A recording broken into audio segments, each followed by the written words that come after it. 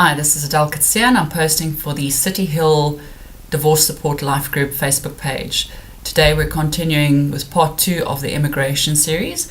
We're specifically talking about immigrating out of South Africa to Canada. There's a series of things that you need to do if you want to immigrate from South Africa, and if you are in a high conflict divorce, there's a couple of things you need to be mindful of. So that's what I'm going to be going through over the next couple of days. If you do have joint custody and your divorce is finalized, you can immigrate, provided that your former spouse is happy to sign the immigration forms. And if that's the case, then that's awesome. He signs and you leave, and you don't even have to go to the High Court. If your former spouse is against you immigrating and doesn't want to sign the forms, then you have no alternative but to go to the High Court. You have constitutional rights to freedom of movement, which means you're allowed to live anywhere you want in the world, in your own country, and you have the right to move on with your life after a divorce. So if you do have a conflicting divorce, a high conflict divorce, there's a couple of things that you're going to need to do, and one of them is money. You're going to need probably between 200,000 to 300,000 Rand for an immigration application, and you're going to need about a year. It doesn't happen quickly.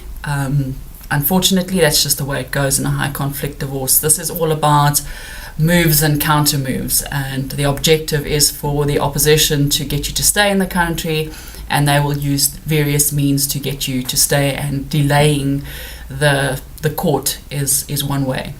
However, on the upside, the High Court is efficient, professional. They don't appreciate being messed around, and if your opposition is being obstructive and they can see that they're just being obstructive without good reason, that doesn't go down well. It doesn't go down well at all.